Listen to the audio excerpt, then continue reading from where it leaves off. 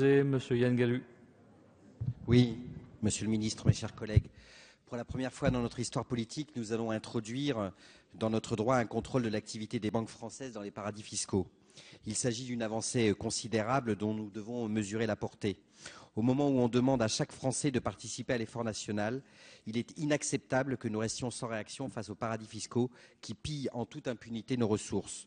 Comment peut-on continuer à accepter que 30 à 60 milliards de la richesse de la France soient transférés illégalement avec la complicité de banques et d'entreprises dans ces paradis fiscaux?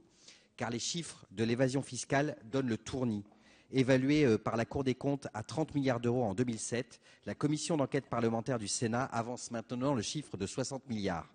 Ce chiffre doit être rapproché des 40 milliards annuels d'intérêts de notre dette. Sans l'évasion fiscale, le poids de la dette ne serait pas de 90% du PIB, mais de 60%. Au niveau européen, l'évasion fiscale est estimée à 200 milliards d'euros par an, soit 2 fois le budget de l'Union.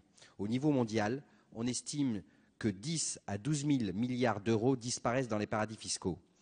Les paradis fiscaux reviennent à loger les bénéfices dans les pays tiers et à laisser les coûts dans les pays à forte fiscalité. C'est inacceptable. Tout comme on peut s'interroger sur le recours à l'implantation de filiales dans des paradis fiscaux pratiqués par certaines grandes entreprises françaises. BNP Paribas posséderait 150 établissements, France Télécom 63, Carrefour 32, Michelin 27, pour ne citer que ces entreprises et ces banques. Le gouvernement a accepté en commission un premier amendement qui fera date en obligeant les banques à déclarer le nom et la nature de leurs activités, leurs produits nets bancaires et leurs effectifs. C'est un premier pas que nous devons amplifier.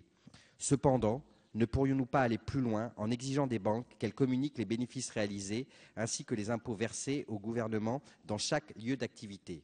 Ces deux autres critères permettraient de mieux déterminer le volume de l'évasion fiscale pour mieux lutter contre ce phénomène. En conclusion, Monsieur le Ministre, je tiens à saluer cette première avancée extrêmement importante, on pourrait même la qualifier d'historique, mais je souhaite que nous envisagions d'aller plus loin. Je vous remercie. Merci Monsieur Galu.